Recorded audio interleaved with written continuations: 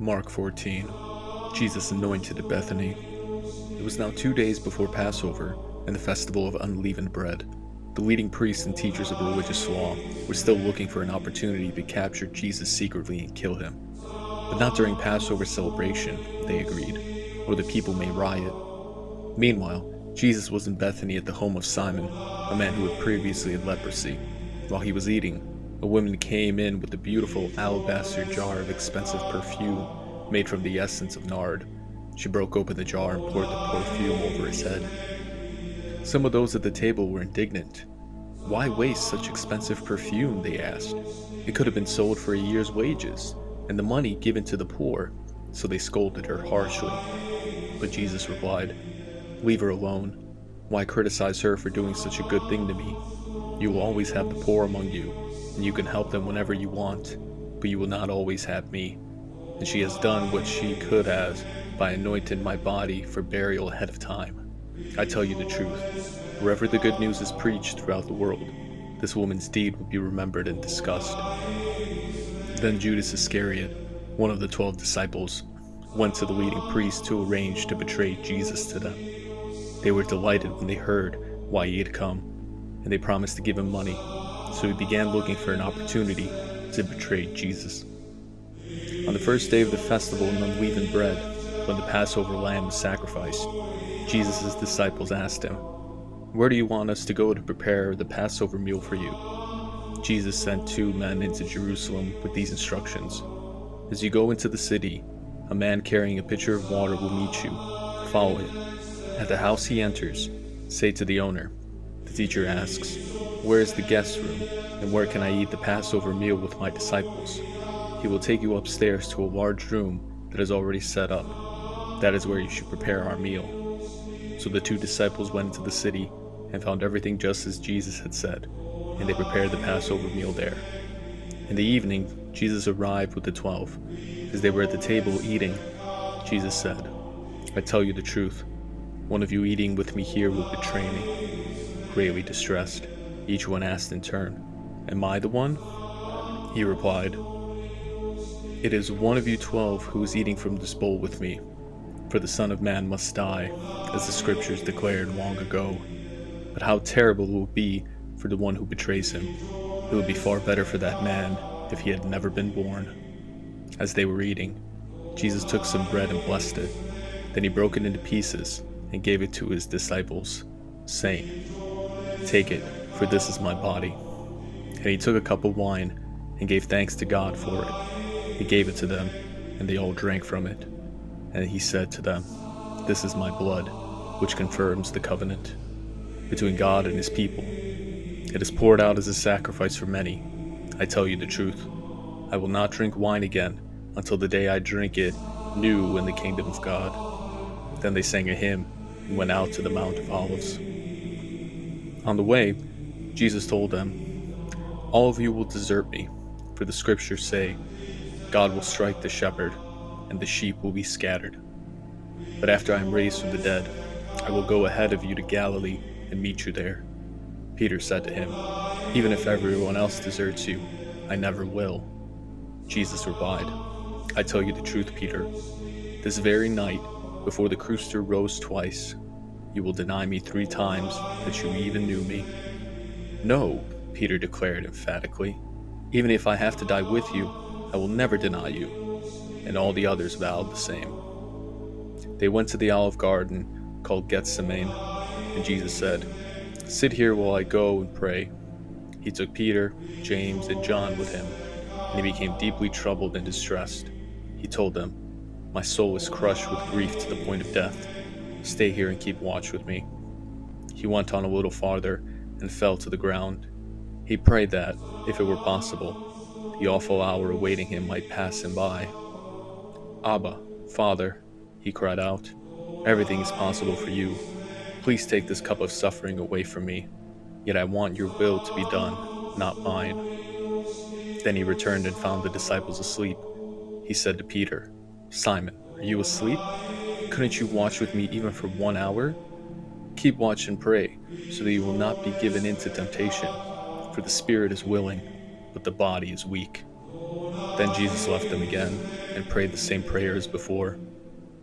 When he returned to them again, he found them sleeping, for they couldn't keep their eyes open, and they didn't know what to say. When he returned to them the third time, he said, "Go ahead and sleep. Have your rest." But no, the time has come. The Son of Man is betrayed into the hands of sinners. Up, let's be going. Look, my betrayer is here. And immediately, even as Jesus said this, Judas, one of the 12 disciples, arrived with a crowd of men armed with swords and clubs. They had been sent by the leading priests, the teachers of religious law, and the elders. The traitor, Judas, had given them a prearranged signal. "You will know which one to arrest when I greet him with a kiss. Then you can take him away and under guard." As soon as they arrived, Judas walked up to Jesus. "Rabbi," he exclaimed, and gave him the kiss. Then the others grabbed Jesus and arrested him. But one of the men with Jesus pulled out his sword and struck the high priest's slave, slashing off his ear.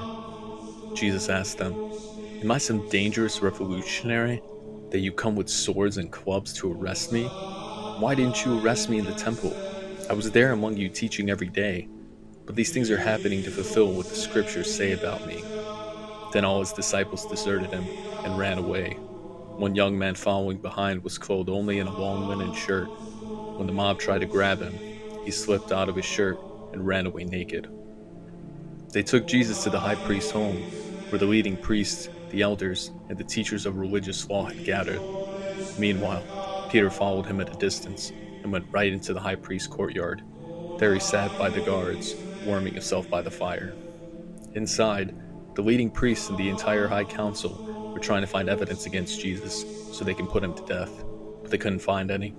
Many false witnesses spoke against him, but they contradicted each other. Finally, some men stood up and gave him this false testimony. "We heard him say, 'I will destroy this temple made with human hands, and in 3 days I will build another, made without human hands.'" But even then, they didn't get their story straight. Then the high priest stood up before the others and asked Jesus, "Well, aren't you going to answer these charges? What do you have to say for yourself?" But Jesus was silent and made no reply. Then the high priest asked him, "Are you the Messiah, the Son of the Blessed One?" Jesus said, "I am. And you will see the Son of Man seated in the place of power at God's right hand, and coming on the clouds of heaven." Then the high priest tore his clothing to show his horror and said, "Why do we need other witnesses? You have all heard this blasphemy. What is your verdict?" "Guilty," they all cried. "He deserves to die." Then some of them began to spit at him, and they blindfolded him and beat him with their fists. "Prophesy to us," they jeered, and the guards slapped him as they took him away. Meanwhile, Peter was in the courtyard below. One of the servant girls who worked for the high priest came by and noticed Peter warming himself by the fire. She looked at him closely and said, "You were one of those with Jesus of Nazareth." But Peter denied it. "I don't know what you're talking about," he said, and he went out into the entryway. Just then, a rooster crowed. When the servant girl saw him standing there, she began telling others, "This man is definitely one of them." But Peter denied it again. A little later, some of the other bystanders confronted Peter and said, "You must be one of them, because you are a Galilean." Peter swore, "A curse on you if I'm lying. I don't know this man you're talking about." And immediately, the rooster crowed a second time. Suddenly, Jesus' words flashed through Peter's mind. "Before the rooster crows twice, you will deny 3 times that you even knew me." And he broke down and wept. Very early in the morning, the leading priests, the elders, and the teachers of religious law, the entire high council, met to discuss their next step. They bound Jesus, led him away, and took him to Pilate, the Roman governor. Pilate asked Jesus, "Are you the king of the Jews?" Jesus replied, "You have said it." Then the leading priests kept accusing him of many crimes, and Pilate asked him, "Aren't you going to answer them? What about all these charges they are bringing against you?"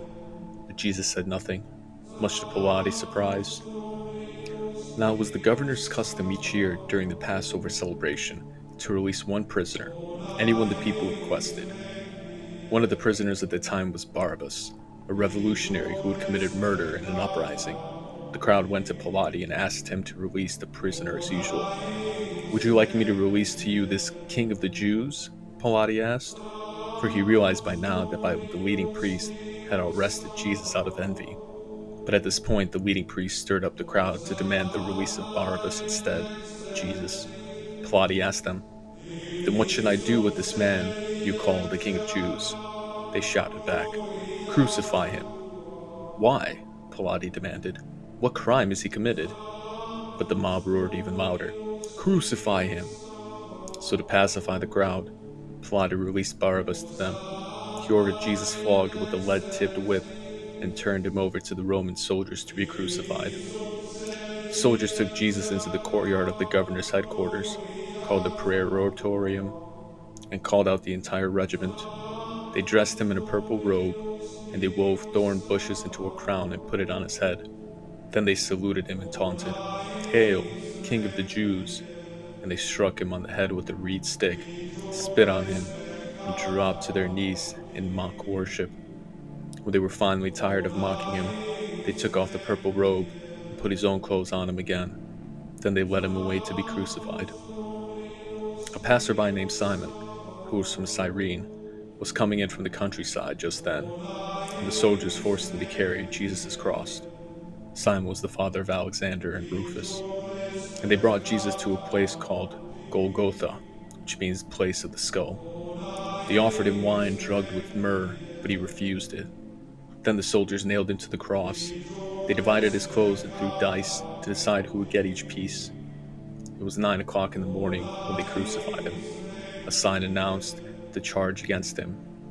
It read, "The King of the Jews." 2 revolutionaries were crucified with him, one on his right and one on his left. The people passing by shouted abuse, shaking their heads in mockery. "Ha! Look at you now," they yelled at him. "You said you were going to destroy the temple and rebuild it in 3 days.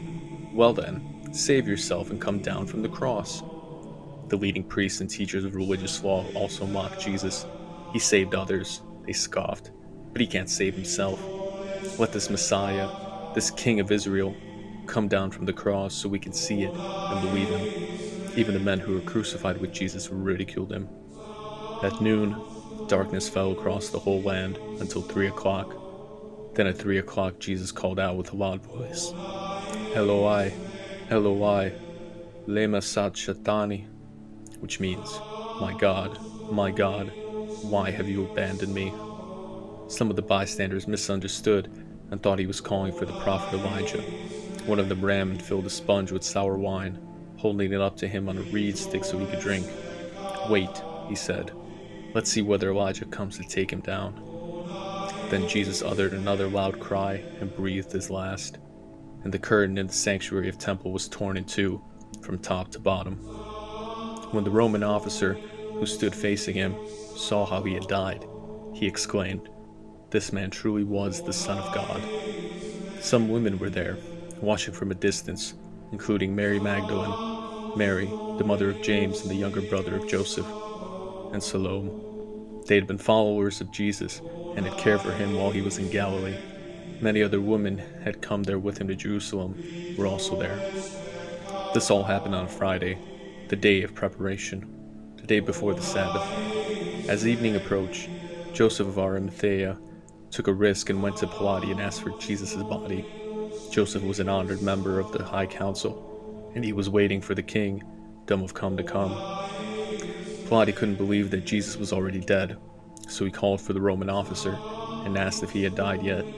The officer confirmed that Jesus was dead, so Pilate told Joseph he could have the body. Joseph brought a long sheet of linen cloth. Then he took Jesus' body down from the cross, wrapped it in the cloth, and laid it in a tomb that had been carved out of the rock. Then he rolled a stone in front of the entrance. Mary Magdalene and Mary, the mother of Joseph, saw where Jesus' body was laid. Saturday evening, when the Sabbath ended, Mary Magdalene, Mary, the mother of James, and Salome went out and purchased burial spices so they could anoint Jesus' body. Very early on, Saturday, Sunday morning, just at sunrise, they went to the tomb. On the way, they were asking each other, "Who will roll away the stone for us from the entrance to the tomb?" But as they arrived, They looked up and saw that the stone, which was very large, had already been rolled aside. When they entered the tomb, they saw a young man clothed in a white robe sitting on the right side. The women were shocked, but the angel said, "Don't be alarmed. You are looking for Jesus of Nazareth, who was crucified. He isn't here. He has risen from the dead. Now look, this is where they laid his body. Now go and tell his disciples, including Peter, that Jesus is going ahead of you to Galilee. You will see him there, just as he told you before he died." The women fled from the tomb, trembling and bewildered, and they said nothing to anyone because they were too frightened. After Jesus rose from the dead early on Sunday morning, the first person who saw him was Mary Magdalene, the woman from whom he had cast out 7 demons. She went to the disciples, who were grieving and weeping, and told them what had happened. But when she told them that Jesus was alive and she had seen him, they didn't believe her. Afterward, he appeared in a different form to 2 of his followers who were walking from Jerusalem into the country. They rushed back to tell the others, but no one believed them. Still later, he appeared to the 11 disciples as they were eating together. He rebuked them for their stubborn unbelief because they refused to believe those who had seen him after they had been raised from the dead. And then he told them, "Go into all the world and preach the good news to everyone. Anyone who believes and is baptized will be saved, but anyone who refuses to believe will be condemned. These miraculous signs will accompany those who believe. They will cast out demons in my name. They will speak in new languages. They will be able to handle snakes with safety, and if they drink anything poisonous, it won't hurt them. They will be able to place their hands on the sick, and they will be healed." When the Lord Jesus had finished talking with them, he was taken up into heaven and sat down in the place of honor at God's right hand. And the disciples went everywhere and preached, and the Lord worked through them, confirming what they had said by many miraculous signs.